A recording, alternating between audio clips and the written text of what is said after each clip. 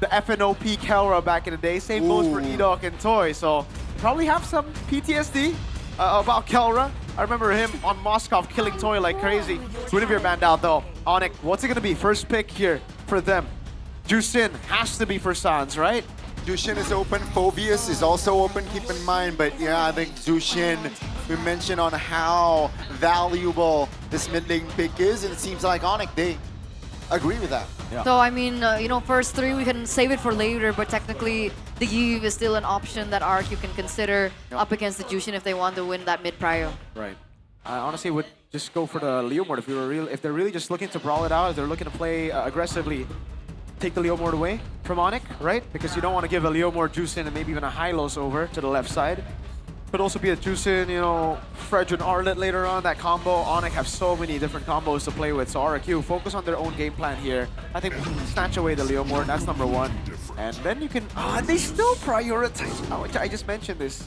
I don't really like seeing the Uranus this early on.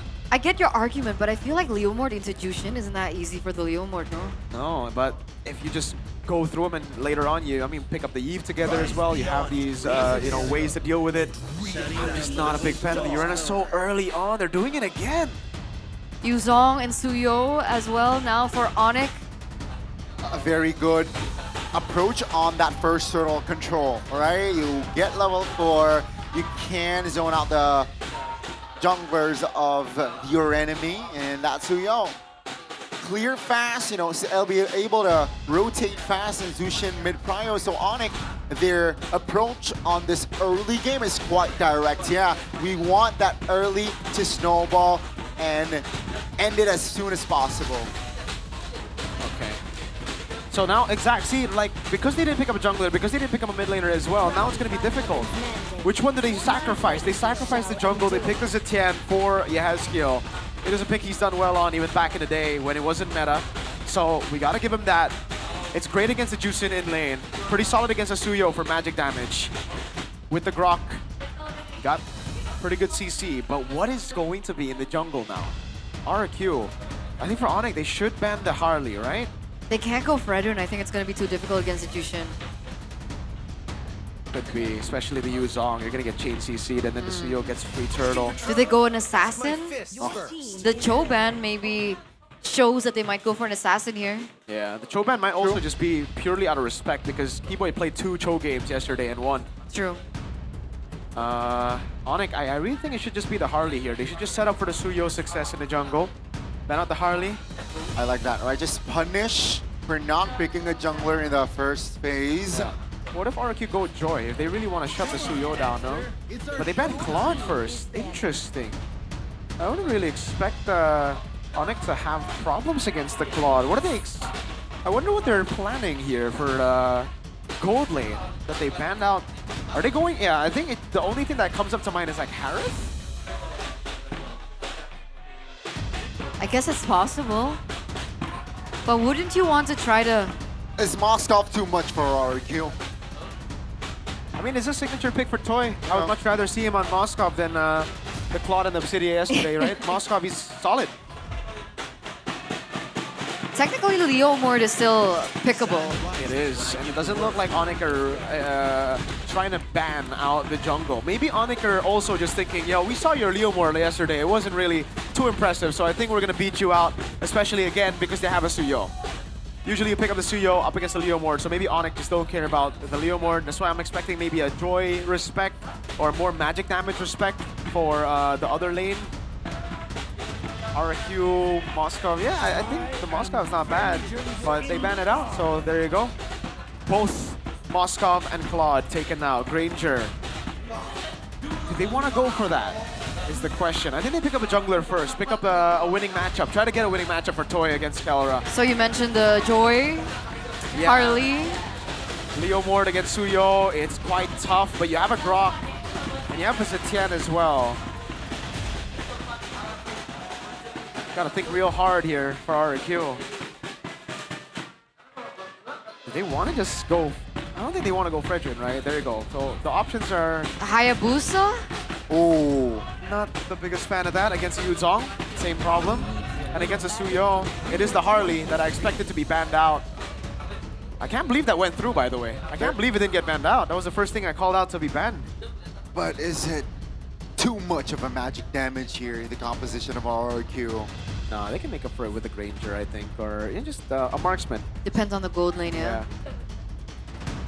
What is ONIC gonna pick though? They banned out the Moskov and the Claude. They definitely need more like Calra. lock, like crowd control. It might not be an MM. It might not Do you be think it could be a fighter? They still need Shred right now.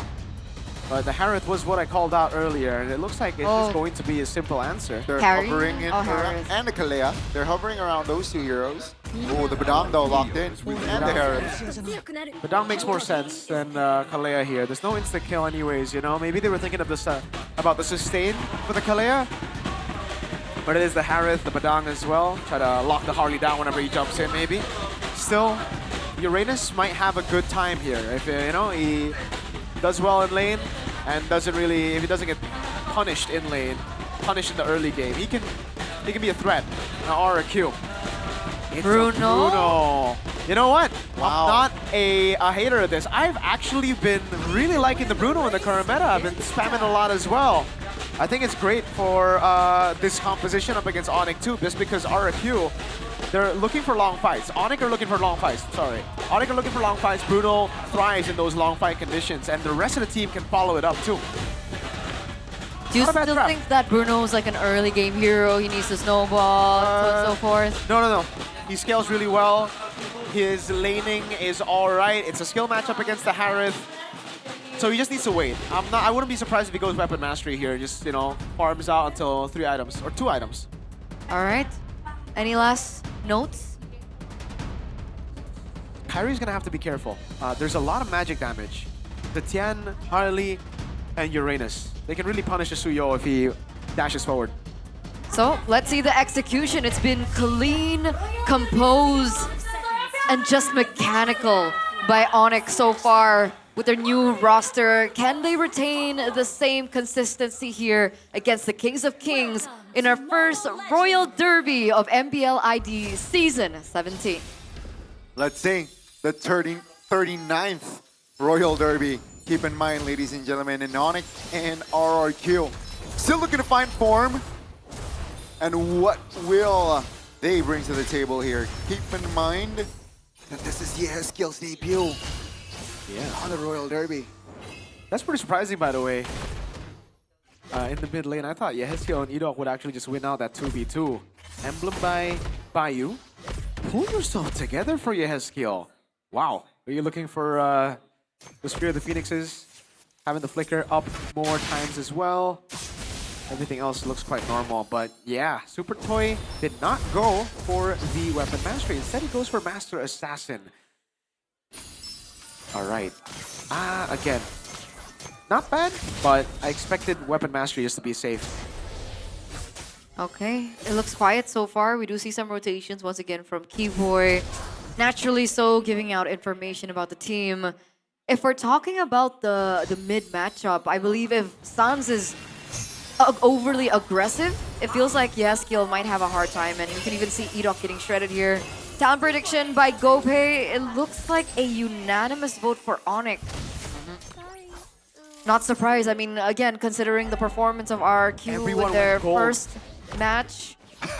Of course, it's Calra, right? Have we ever seen Golden that? standard.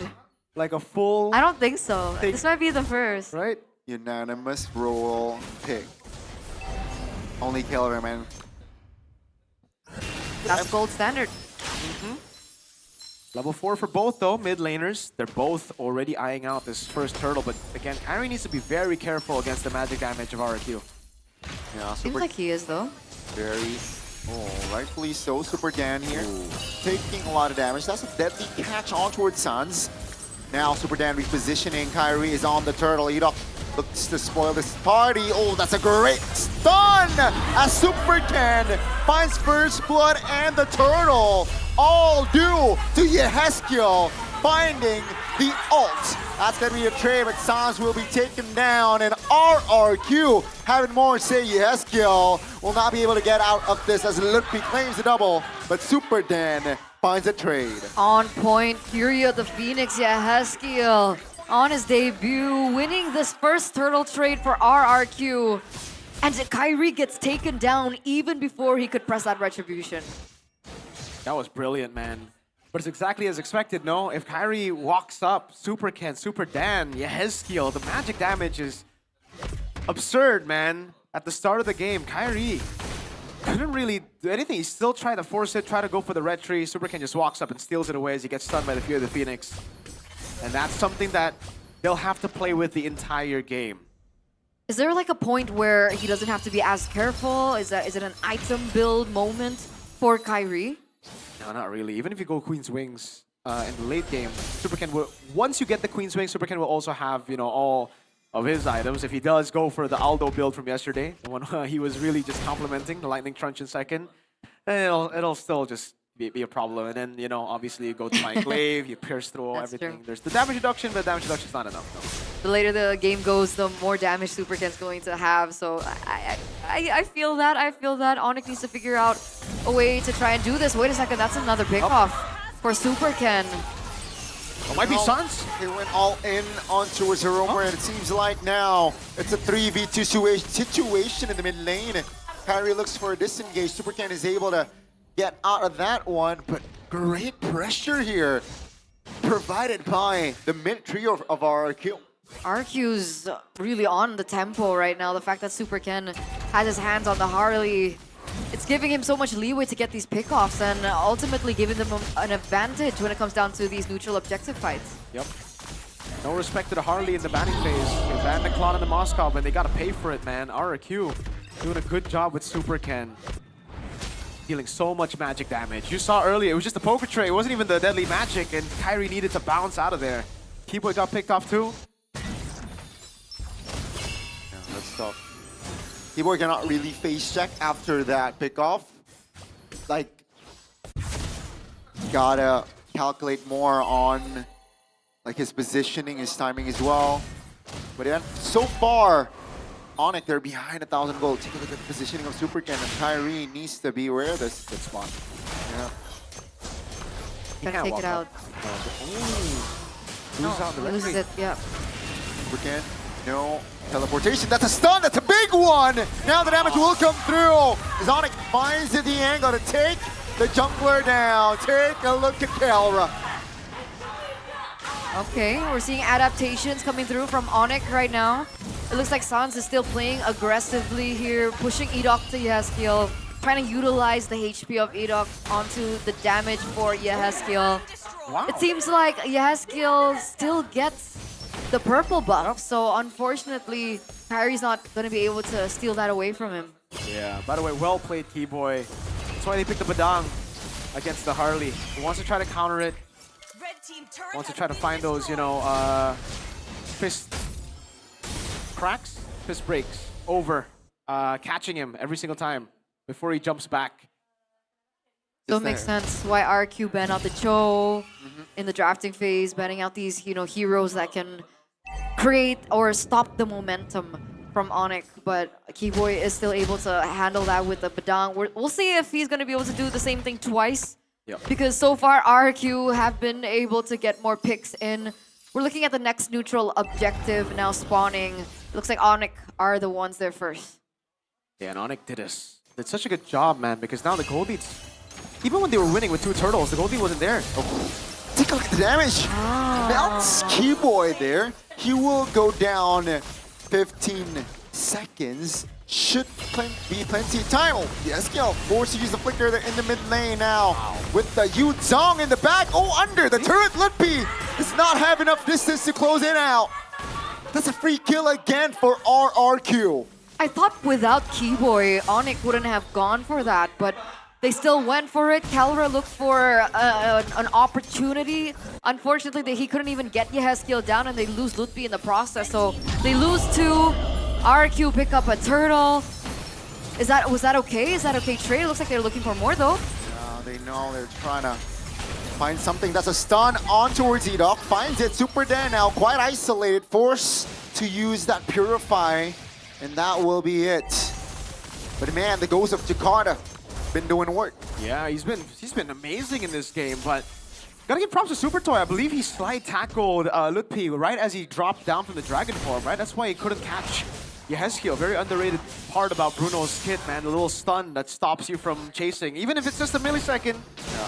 So annoying. It is very annoying. It staggers you for a bit, stops you in your tracks, but I understand what ONIC were trying to do there.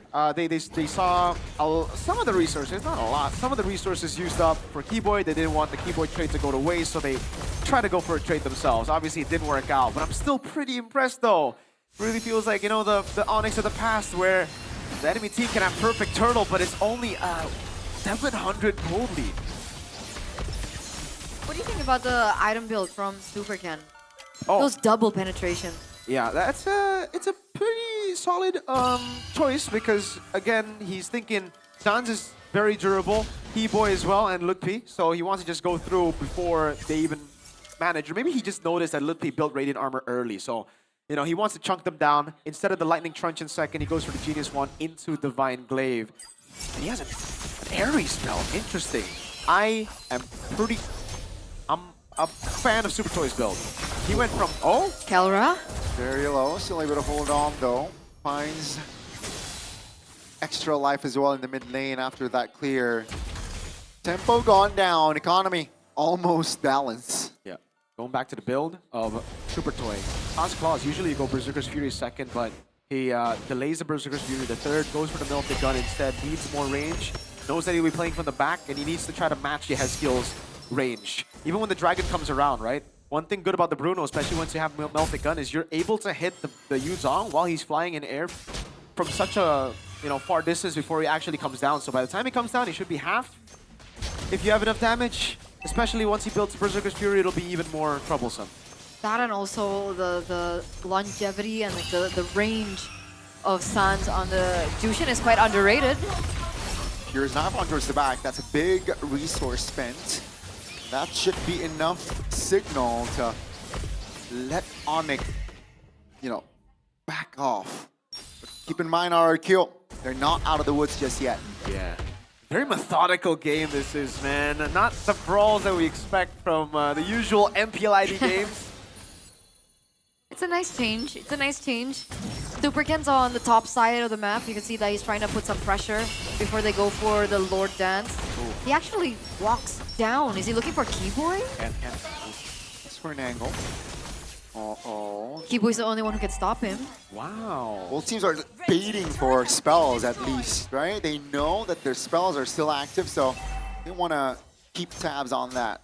Yeah. I like the instant adaptation for Kyrie, by the way. Right as he dies from Turtle 1, he's like, okay, I understand it now. It's tough. I can't walk up like that. I can't be forcing. So might as well just try to hide for as long as possible, try to sneak in later. I can't be going up against Uranus anyways. Okay, there you go. Black Dragon. ONIC trying to pull the trigger here, at least force RRQ members to back away. That's a two-man stun! And the Petrify allows Kyrie to get the Lord. Now Keyboy, Super Toy taken out, and that will be the collapse. ONIC still focused down on the Grok now. That's a big knockup, but the damage will not be enough as Edok finds the flicker. Super Dan trying to distract, is able to get out. That's a very, very important Lord, and this might swing on towards ONIC's side. That timing was just so uncanny, right? You think as Lutpi opens up the Black Dragon form, everyone's too far away from one another. There's no way he can look for something. I mean, the minimal he could do is just give over information, and then Keyboy comes out from nowhere, is able to ult in 2 members, and then it's just GG for RRQ, and ONIC pick up that Lord. What a dance by ONIC. Man, I'm more impressed. Yeah, the dance was beautiful by ONIC. Really good feints back and forth as well. Keyboy opening up. He's been caught so many times, right? And it kind of created the illusion for RRQ that they'll be able to one-shot Keyboy every single time. But the reason he's now even more aggressive in opening, despite dying the first 3 times, is because he already built the Radiant Armor, right? The first few times it was Thunderbolt and like a few components before Radiant Armor. So now he has Radiant Armor, he's confident that he can go through. But also, props to Super Ken, Brute Force, because the Keyboy caught him once. He wants to go for the Tenacity out of the CC. ONIC looking to pull the trigger again at the bottom side of the map here. Lord is not taken down just yet! That's going to be a jump. Oh, Fury of the Phoenix finds 4. Now the turret taken down. Keyboy again looks for an opening. RRQ They restabilize, they defended their main base, but they will lose out on the bottom side. Supercan very aggressive, not able to find or close the gap just yet. Keyboy very low, still able to survive now. Supercan looks for an angle, not finding it just yet. Sans here trying to provide damage. Lukpi quite low as well. Kyrie now jumping into the fray as well. Kelra with the Shaman Force. The damage is not yet enough to take the members down, but Ida caught, isolated. Kyrie secures that kill. RRQ, they went back and forth, but finally they will disengage. Towers fall down in favor of ONIC.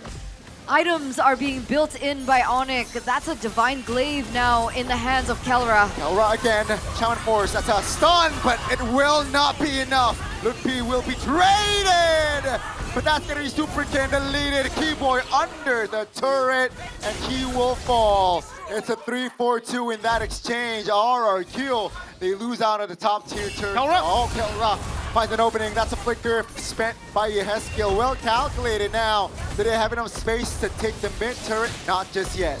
Are they looking for it? Irok and Super Toy are still moving forward. I think they're starting to posture for the next neutral objective. They need to control those waves though. They are going to be pushing in favor of ONIC. But Mirko, break that down for us. Where do we start? It was such a long fight, right? Started with the siege in the bottom lane. They got the base turret down. I thought that would be it, but he wanted more. Both wanted more. RQ wanted to chase, wanted to punish after that, but ONIC wanted to push it forward as well. Oh, man. That was just a great fight by both the teams, but obviously better for ONIC. They ended up outplaying RRQ in that long team fight. And it's because they were able to kind of micromanage Toy, dude. He's the main damage dealer out of the team, right? With Yeheskiel, but Super Toy has more consistent damage constantly. Oh, hold on. That's a flank. There Super we go. Toy again. Stun. Trying to force a Purify out. But the knockup is there, and down he goes. ONIC again. Finds the angle. Take a look at Kelra. He knows that he has skill. Has no flicker. But down goes the Uranus. Assange collects the double. And ONIC, the base is wide open with only the ghost of Jakarta left standing. This is his first Royal Derby as he watched his main base falls.